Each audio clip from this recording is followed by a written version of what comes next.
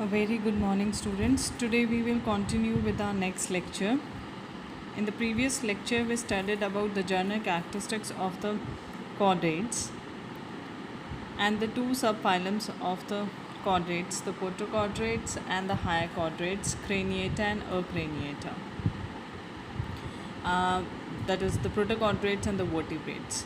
Today we will study about the general features of the tunicata, one of the subclasses of the protochordates. Basically, the protochordates subphylum is divided into three classes: the hemichordatas, which includes the worm-like animals, the tunicata or the urochordata, or they are also referred to as ascidians. These are the group of animals in which the adult stage is entirely different from the vertebrates, but their larval stages have the characteristic feature of the vertebrates. And lastly, the third class is cephalochordata, which also includes the animals, a small group of animals like Brachiostoma, Amphioxus. So we are going to study about the tunicata. These protochordates or the tunicata usually are hermaphrodite and they are marine animals. Hermaphrodite means both the sexes are present in the same individual. They are sessile, they are fixed to a substratum, and they are the degenerated forms. They can be solitary, they usually live isolated individually, or they may be colonial form which live in groups. They can be fixed, they can be free in form. Their larva has notochord in the posterior part of the body. The larvae are usually free swimming, they are non-feeding, they are highly motile, and they are short-lived. There is retrogressive metamorphosis in larva, that is, there are certain degenerative changes during the development of the adult from the larva. The notochord, nerve cord, and the sense organs are lost during the development of larva into the adult, and therefore it is referred to as the retrogressive metamorphosis. The adults are ciliary feeder, that means the water current is generated to bring about the food to the adult, and this food is then captured with the help of the cilia. Coelom is absent, the true body cavity is absent, but there is present a large cavity which is referred to as the arterial cavity.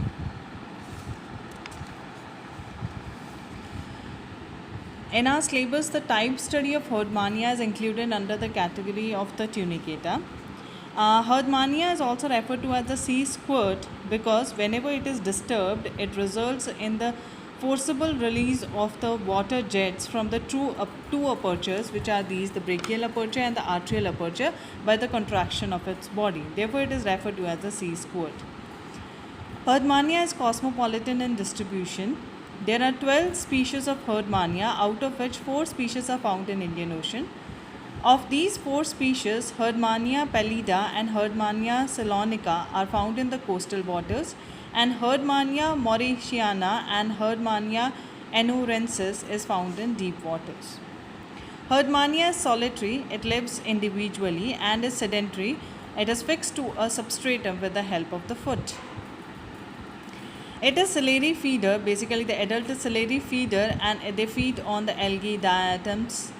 It is hermaphrodite, that both the genders are present in the same individual. The fertilization is external, that is the sex cells are released outside the body in the sea, and the fertilization takes place in the sea water. Development is indirect, that means the development of the adult from the development involves the formation of a larval stage. Therefore, the development is indirect and there is metamorphosis. There is a larval form which is free swimming tadpole larva. The metamorphosis is a retrogressive metamorphosis. That is, there is degenerative metamorphosis. The adult form is the degenerated form of the larval form. There is loss of the notochord, nerve cord, and the sense organs. Therefore, there is retrogressive metamorphosis. The body of the Herdmania is laterally compressed. It usually looks like a purse or the bag. The color is pink when it is live, and the preserved specimen has yellowish brown color. The body of the Herdmania is divided into body proper and foot. So this is the body of the Herdmania. Externally it looks like this. It looks like a purse or bag. The body is divided into the body proper and the foot region. The body proper bears 2 openings. These are the 2 openings, the brachial aperture and the arterial aperture. These brachial and the arterial apertures are present in the protuberances from the body of the Herdmania. The brachial aperture is present in the protuberation or extension of the body, which is called brachial siphon, and the arterial aperture is present in the extension of the body, which is referred to as the arterial siphon. Both these apertures are guarded by the lobes, which are usually 4 lobes. This is the brachial aperture and this is the arterial aperture.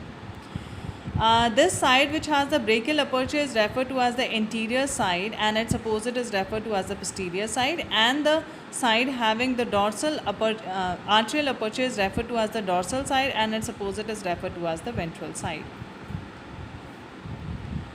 The foot, second part of the body is the foot. This is the foot region. It is entirely made up of the test of the tunic, which will be discussed later in this lecture. This foot is expanded and elongated when the substratum to which it is to be attached is sandy, and it is broad and flat or concave disc when the substratum to which it is to be attached is either a rock or mollusk shell. So basically it is sedentary organism. It remains attached to the substratum. It sometimes gets attached to the mollusk shell, and as a result it can be carried to the different distant places. The relationship between the mollusk shell and the Herdmania is commensalism. The Herdmania protects it from its enemies, the mollusk from its enemies, because it makes it unpalatable. And in turn, the Herdmania is shifted into the new location because it is sedentary, and the mollusk helps in carrying it to the new places. The foot also acts as balancer. Whenever the Herdmania gets detached from the substratum, the foot helps in keeping it erect, therefore it acts as the balancer. This foot is entirely made up of the test. Now what is this test or the tunic? Basically, the test or the tunic is the soft leathery protective covering which is present outside the body of the Herdmania. This entire covering is the test or the tunic. In young Herdmania, it is transparent, whereas in the older one it becomes opaque. It appears cartilaginous in consistency as well as an appearance, and when it is cut it also appears like a cartilaginous structure. It provides the definite form to the Herdmania. It is worn out at the surfaces, but it is replaced inside by the epidermis of the mantle.